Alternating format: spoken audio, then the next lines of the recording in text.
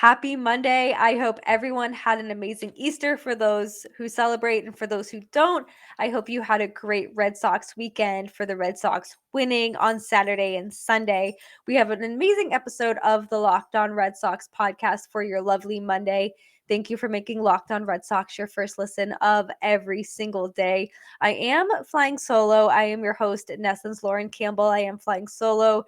Jake is in Green Bay with the Massachusetts Pirates as they continue their season and continue their road trip. But I have a very fun, exciting special guest, one of my close friends and somebody I've been able to connect with via Twitter. So I'm super excited to bring you all of that. In today's episode, we're going to talk about the weekend series and the Red Sox when they go to Toronto on Tuesday, who and who they will not be without as they travel north of the border, as well as our mental health minute. So let's jump into today's episode. You are Locked On Red Sox, your daily Boston Red Sox podcast. Part of the Locked On Podcast Network, your team every day.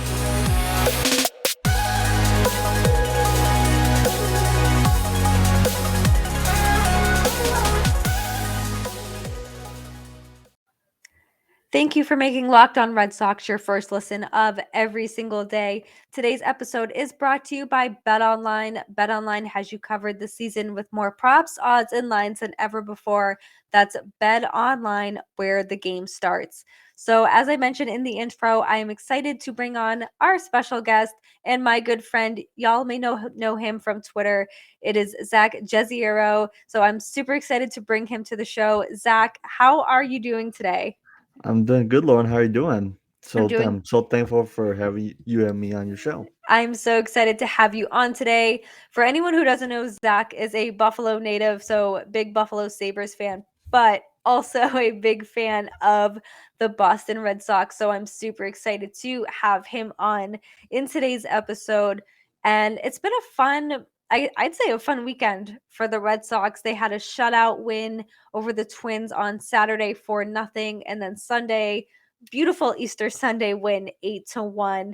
And the shutout win, I think, was really great. You saw a lot of confidence from Tanner Houck, 5 2/3 innings, 4 strikeouts, 2 hits, no earned runs. However, the walks are still there. He did have 3 walks, and I think that's been a whole thing with the starting rotation, with the pitching in general, is the walks. But you have to be happy with a shutout win.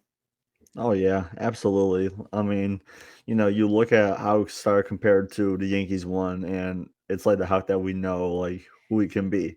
Like, last year he was this young upcoming pitcher, but now I feel like this is like his first real year of like, being one of the main guys in the rotation. And he did a really good job. And the Twins lineup is no pushover. You got like guys like Correa and Sanchez can hit a ball here and there. All these guys who are, in that lineup. It's not, like I said, it's not a bad lineup, Minnesota, and it's just nice. It's just nice to have Houck have that one solid win. And as for today, it was another good win for the Red Sox. It was close, but once like the later innings happened, it was all Red Sox from there. So it was nice. It was close until the 8th inning when the Red Sox exploded for 6 runs, which I don't think anyone can complain about, especially with this pitching. And I know we mentioned just how pitched really well on Saturday. Michael Wacha pitched really well. He gave the Red Sox 5 innings with 5 strikeouts, 2 walks, no earned runs, and 1 hit. So that's obviously very good. But, you look at the last 2 games. So they've won the last 2 over the Twins. They did lose the first one of the series, the home opener. But you look at the last 2 wins, you have to feel good about going into Patriots Day and just kind of having that momentum carrying into Monday. Yeah, absolutely. I mean, that home opener was a stinker. I know they showed some fight in the last time with Rafi's 2-run homer, but unfortunately, feel like it was just too little, too late at that point in the game, which is okay. But I mean, it obviously sucked. Don't get me wrong, but it is what it is. You got to move on. It's a 4-game series, so you can't dwell on it too long. And like we said, Houck had a solid game the next game, and as the offense, you know, Alexander's finally starting to get going now. He had a good for opening day. He was a little he did struggle until yesterday and today. So he got going.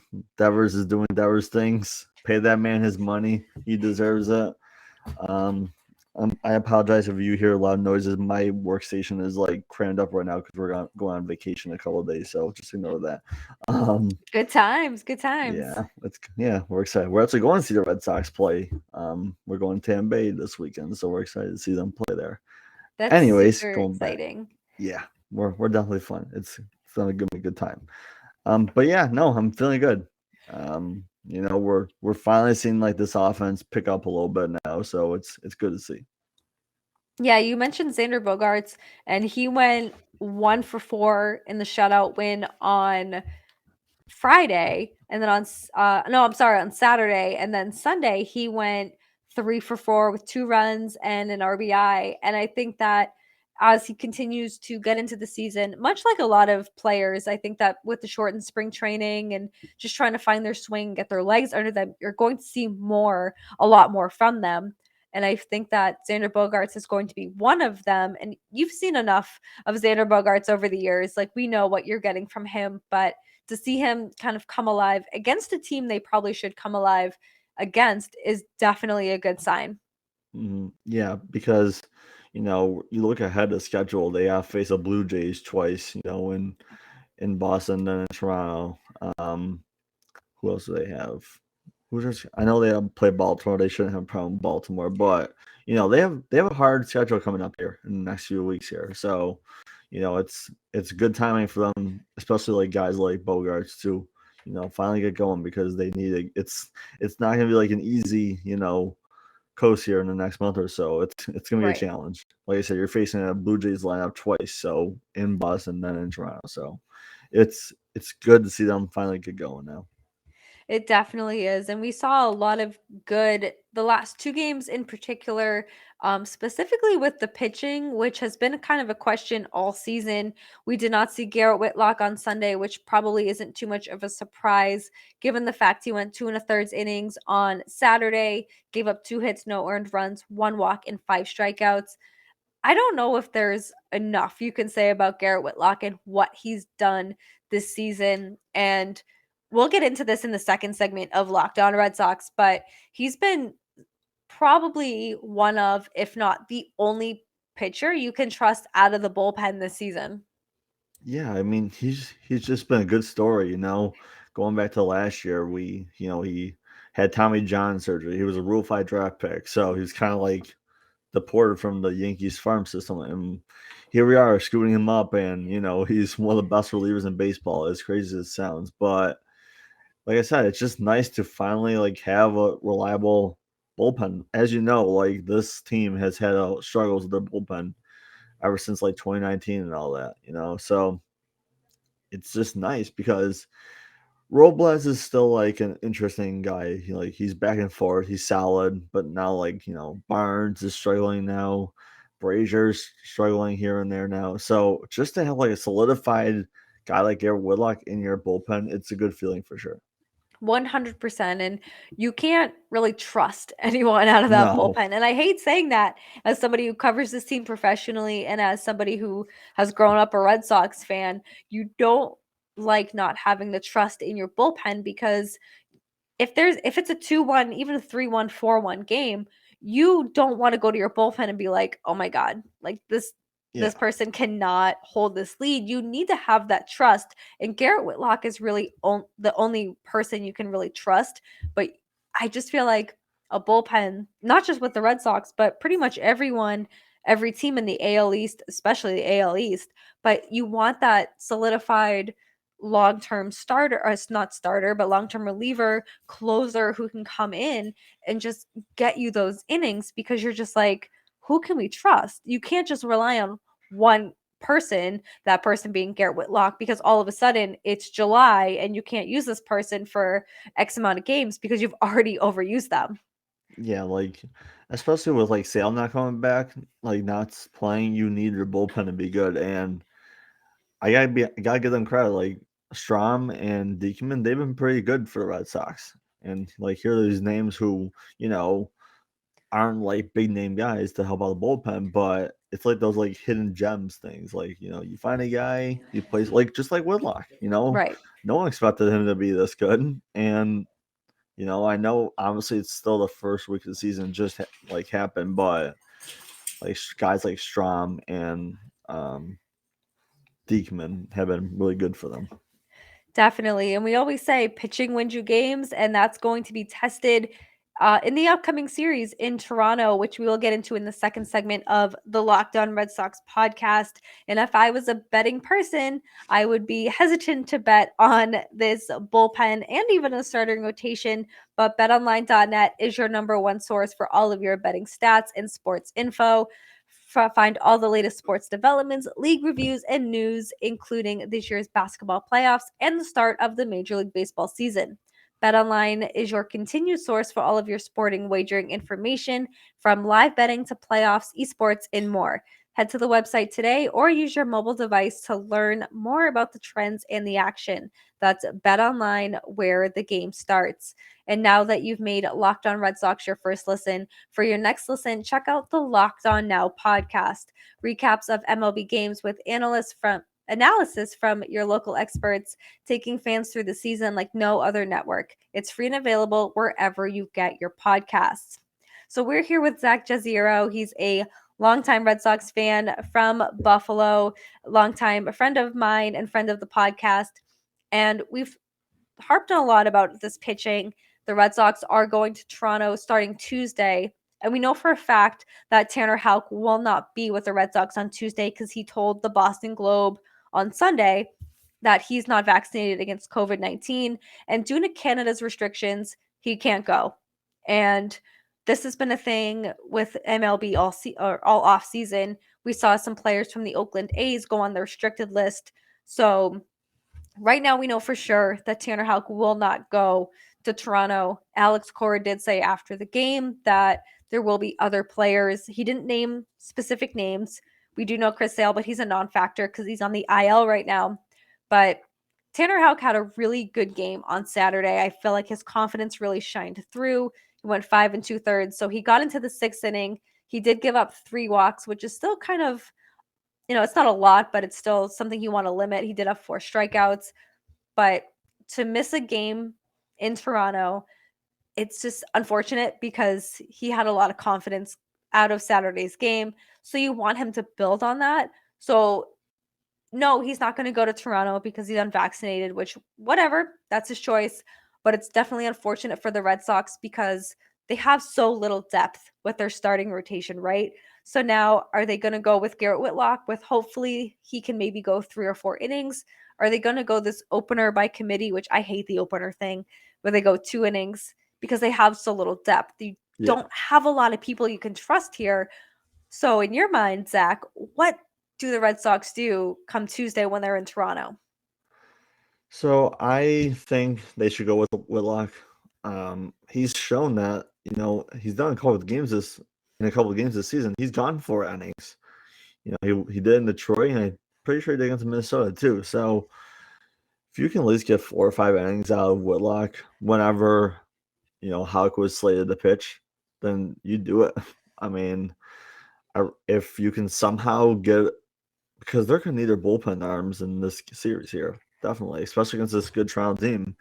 I only have confidence in Evaldi. I know we'll talk about the other guys in a little bit here, but Evaldi's like your only guy, like hoping that he's going to have like 5 or 6 innings, and it's not easy to do, especially against the Blue Jays lineup. So personally, I think Whitlock should get the nod. They could always send the Blue Jays back here to Buffalo. I mean, that wouldn't be a problem though with the vaccination status. So why not? Yeah, I think Whitlock should as well. I think he should get the nod. I think that he's it's a lot of pressure to put on him 100%, but also he has pitched enough, and you do want to stretch him out, right? You want to make sure he either gets the longer reliever roles or you get him into a position where he's comfortable starting. This might be a good test for him. He's got really good stuff. He's dominant out of the bullpen. Maybe let him start. Maybe let him get 3 innings, 4 innings if you're lucky, and you might be able to get that. And I know that it's hard to stretch him out because he's a reliever.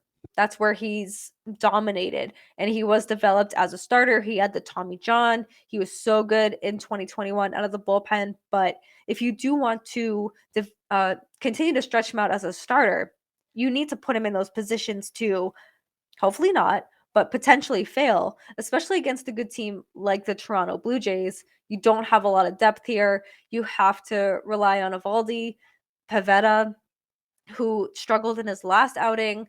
But who else are you going to go to? Michael Wacha pitched very well Sunday, which is great news, but you don't want to pitch him on short rest. Rich Hill, who unfortunately just lost his father at the age of 94, and you don't want to put all that pressure on him. And it's just, you look at the bullpen, you look at your starters, you don't have a lot of people who can fill in that position. Whereas 2-3 years ago, maybe you could slot in somebody who could pitch 2 or 3 innings. It's a lot of pressure to put on somebody, not just Whitlock, but somebody out of the bullpen to be like, we need you for 3 innings. Yeah, that's the thing. Like, you look back to last season, Matt Barnes, who he was dominant, like he was a complete different pitcher, and then like as soon as August and September came along, he like came back down to earth a little bit here. So, you know, I would say him like helping out, but I'm not sure if you want to do that because he actually got lit up by the Blue Jays last time they were in Right. Toronto. I think it was Vladdy and Simeon hit the game winning. I know Simeon's not there anymore, but still, like, Vlad's still there. yeah, Vlad's he ain't going anywhere anytime soon. And you got like Bichette, you got Springer, Right. Gurriel, Chapman, all these like you just look down our lineup and it's just like there's not that one guy who's like an easy out to say in the league. Obviously, no one's an easy out, but you know what I mean. Like it's just like guy after guy, and I've seen these guys on Blue Jays before because for those of you who don't know, their AAA affiliate is the Bisons, Buffalo Bisons. So I've seen like Bo and Vladdy, all these guys like grow up and to be superstars. So it's it's gonna be a challenge for them. It sucks that they don't have Sale because this would be a perfect series to have Sale pitch. I mean, he Obviously, wouldn't with be able to go yeah, there exactly. anyway. But not even that. Like into Boston, like when they're in Boston too.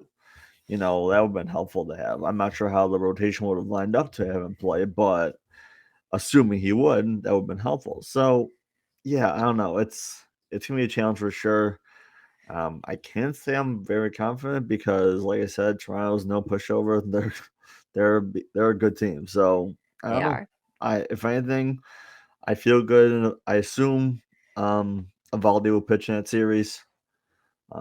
Hopefully Pavetta can get himself going again because he only won 2 innings and against Minnesota the other day, and that was Yeah. not pretty. So I don't know. We'll see what happens though. Yeah, and I think too it's a matter of Evaldi has looked great this Hmm. season for the most part. I think it's just a matter of having a shortened spring training and just trying to kind of get your arms back, get your legs back, get your swing back. And someone who has looked good over the last 2 games in particular is Trevor Story.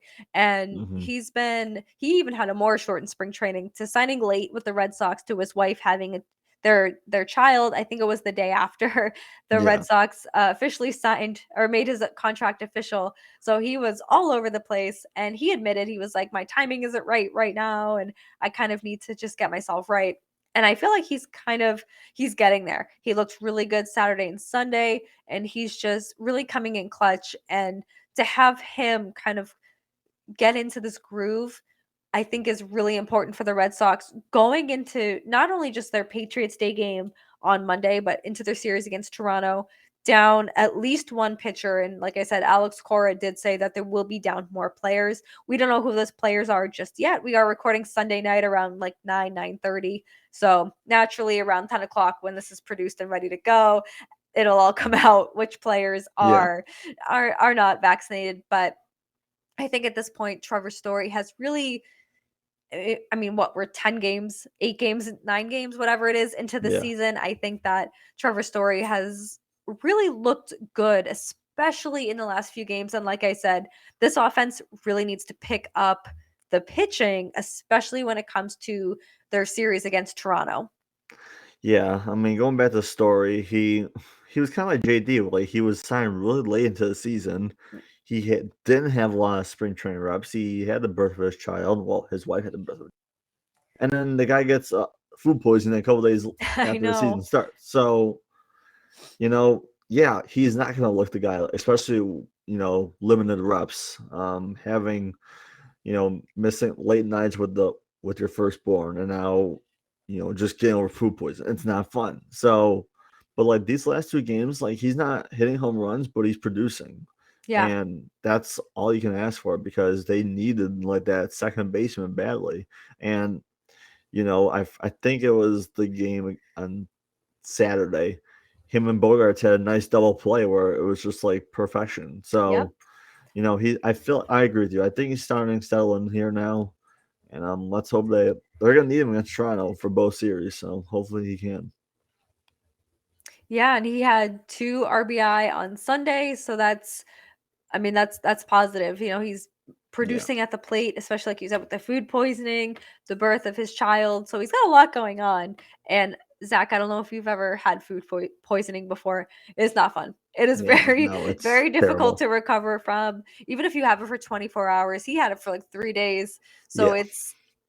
it's difficult, but he has really kind of just fit into this Red Sox lineup seamlessly, which is great because Kike Hernandez struggled at the beginning of the season. He's really kind of come into his own. He had 1 hit on Sunday. He went 1 for 5, but it was really good to see him kind of just break out of that 0 for 19 slump. Overall, this offense has been really, really strong, and you like to see that. You like to see the 8-1 wins. You like to see the 4-0 shutout wins. And like I said, that's going to be crucial going into Toronto because you don't know who you're going to be without. And this whole thing could change from Yeah. Monday to Of Tuesday. course. And you find out who is not going to be able to go to Toronto. We know for sure, confirmed, Sunday night around 9:30 is Tanner Houck. And like I said, Chris Sale, but he's a non-factor. So you don't have Tanner Houck, who was supposed to pitch Tuesday. Hopefully the Red Sox can kind of just plug and play. They can put maybe, like I said, like we talked about, hopefully put Garrett Whitlock in there.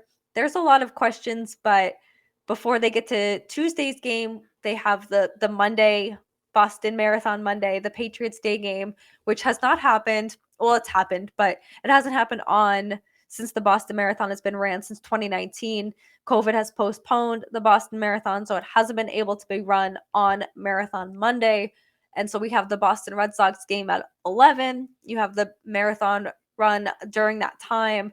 It's just a really fun time. So I feel like this is a really great time for the Red Sox to carry this momentum from Sunday's win, get that win into Monday, carry that momentum into Monday, and just have that really good feeling back in the city. Zach, I know you're from Buffalo, but you've been in Boston several times. You love the Red Sox, and just for them to get that Boston Marathon feeling back in Marathon Monday, get that whole city feeling back, and just get everybody just jazzed up for Monday morning baseball, for the marathon, and just kind of get things back to normal for the last 2 years.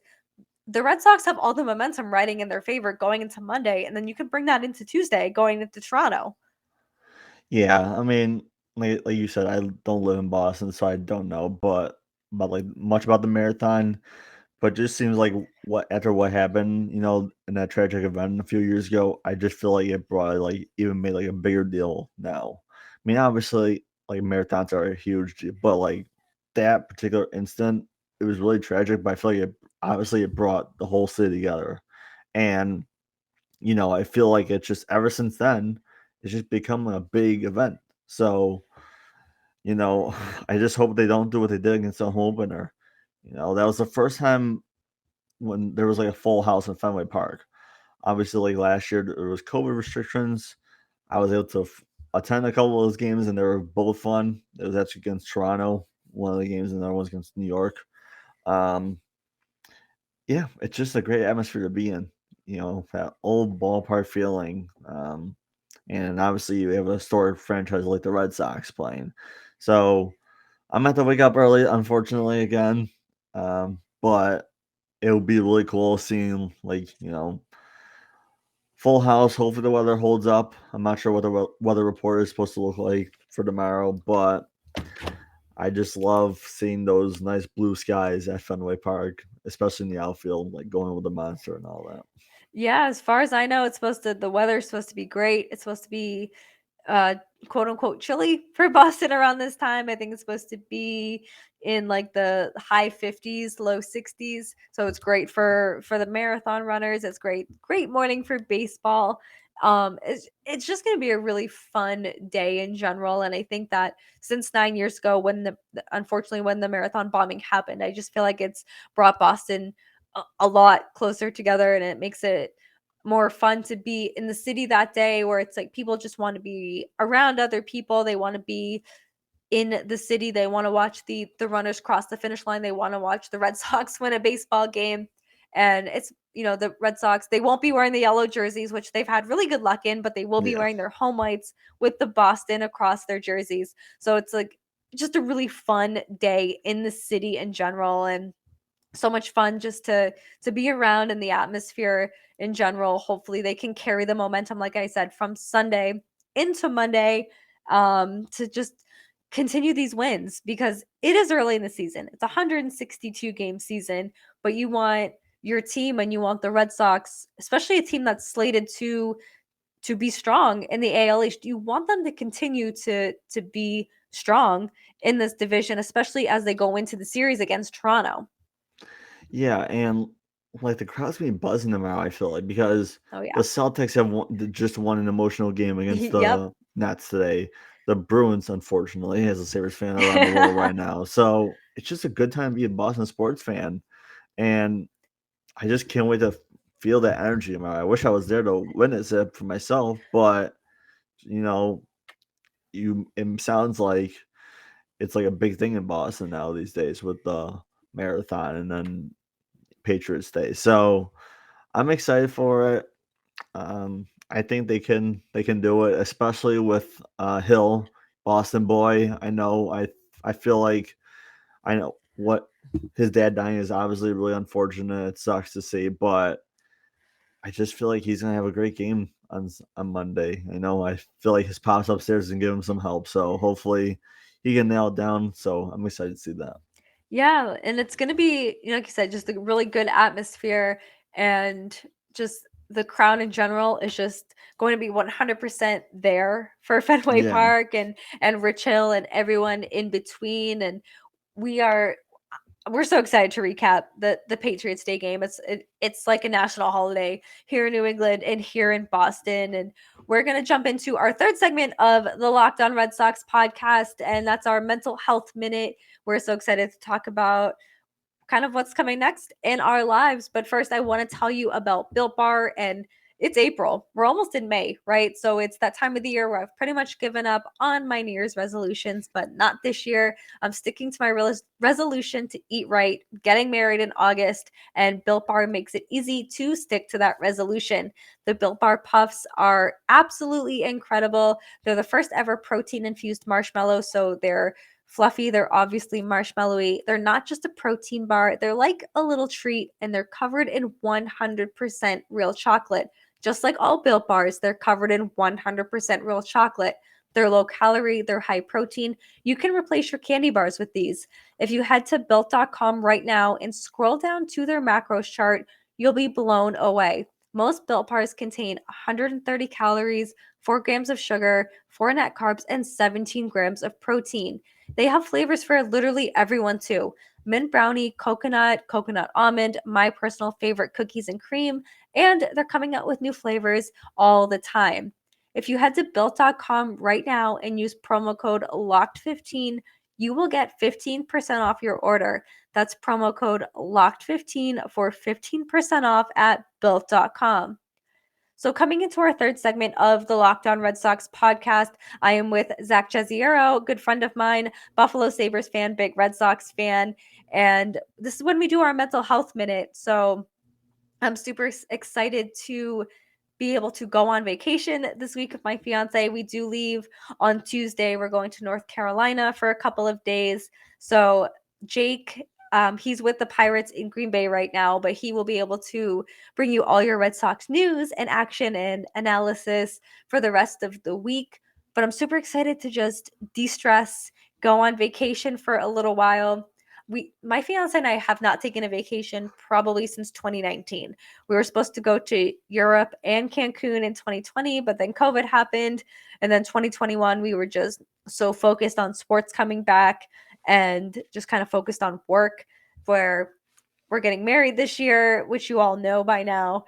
And it's going to be so nice to just de-stress, shut off my phone. I'll throw my phone into the ocean if I have to, but it's also coming to the point where I'm like, it is so important to just de-stress and forget about life for a little while. And Zach, I hope you like are able to de-stress from life and your work and your social media presence and everything too, because social media isn't real life. Like you Yeah. need to kind of disconnect Yeah. and realize that like everything around you, that's real life. It's okay if somebody on your phone doesn't like you, because that's not real life. Yeah. Yeah. No, I mean, like you, I'm going on vacation with my family this weekend. We're going to Tampa Bay to watch the Red Sox, as I said before. So we're excited about that. Yeah, I don't know. So we're going to Tampa. We're going to Animal Kingdom for a day. We're going from Saturday to Wednesday. Yeah. Now it's be in Boston, coming back for 3 hours. So I won't be able to see my good friends like you over there, but I can say like, hey guys, I'm in Boston for 3 hours, come say hi. But no, like I said, I feel that 100%. There are so many instances, sometimes related to sports. I don't want to talk about the Bills because that was not fun for me. But yeah, no, it's just nice, like staying off your phone. I'm unlike you. I'm sure I'll be on social media during the day while I'm at Florida just to show off, like, hey guys, I'm in the sun while you're back in the cold. It's supposed to be in the 60s here, so never mind. But no, yeah, like I said, it's just nice to go out again to Florida. Our last trip before COVID was actually Florida in Tampa Bay. So it's ironic enough, our first time back in Florida is the same city before COVID hit. So we're really excited to go back there. Um, Early morning flight, unfortunately, so I'll be getting up at like 3 or 4 a.m. And then, Oof. yeah, it's not gonna be fun, but it's gonna be worth it. So we're definitely excited. It's something to look forward to. Florida is Yeah. always a good time, and you get to watch the Red Sox. So Mhm. I'm glad that both of us kind of get to get away. Yeah. Like I said, it's super important to just disconnect and de-stress and kind of unplug from the world around you, because there's so much going on all the time, especially in the world of sports. But it's also important to realize that, oh hey, I have a lot to do outside of sports, even though I cover sports professionally and my whole life is sports. But it's Me too. important to just like, exactly, it's important to just kind of, like I said, de-stress, get away from real life for a little while, even if it's for 48, 72 hours. It's always going to be worth it. Zach, thank you so much for joining us on this episode of the Locked On Red Sox podcast. Where can people find you and support all of your work? Well, first of all, thank you, Lauren, for having me on. It was nice to talk Red Sox with you. So you can follow me on Twitter at ZachJ13 underscore. I actually created my own website for my content. It's called zjcontentcreation.wordpress.com. I would have took it out of WordPress, but it cost money, so I'm like, whatever, I'm just gonna go with it. It's cool. Um, I host my own podcast with my buddy. I'm not sure how many people in Boston watch lacrosse, but it's a National Lacrosse League podcast based on the Buffalo Bandits, who are really good this season, best team in the league. If you don't watch lacrosse, I would definitely recommend checking it out. If you have ESPN Plus or whatever, check out some of their games. But just a Bandits based podcast. Just talking about the team in general, and then I also have my own YouTube channel. Lauren was a guest on it. Actually, I think it was the second episode. It's called Sports Talk with Zach. I just pretty much have people on talking sports, whatever. Like I had Lauren on. We actually talked about the Red Sox. It just really depends on who I have on and topic.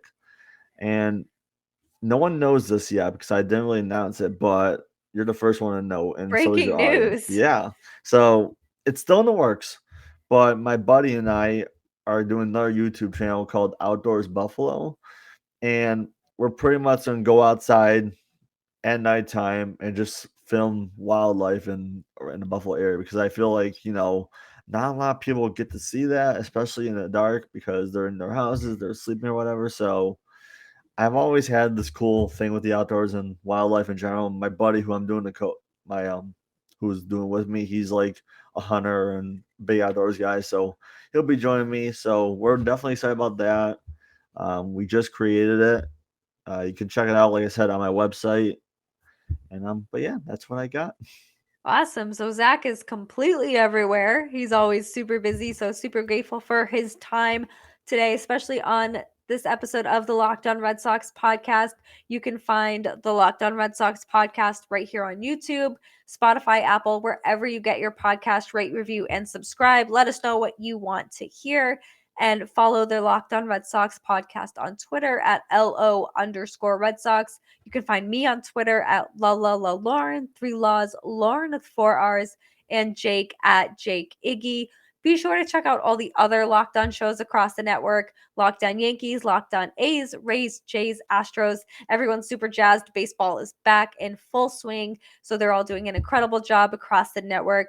And now that you've made Locked On Red Sox your first listen of every single day, make sure to make Locked On MLB your second listen. Friend of the podcast, Paul Francis Sullivan, but please call him Sully, brings you his unique perspective of the major leagues, both past and present. It's free and available wherever you get your podcast. Like I said, I will be out the rest of the week, but Jake will be able to bring you through the entire week with the Red Sox and their week in Toronto, their Patriots Day game against the Twins to wrap up this 4-game series. I will be back next week after a much-needed vacation. Thank you so much for making Locked On Red Sox your first listen. We are so excited to see you back throughout the week. Let's go, Red Sox.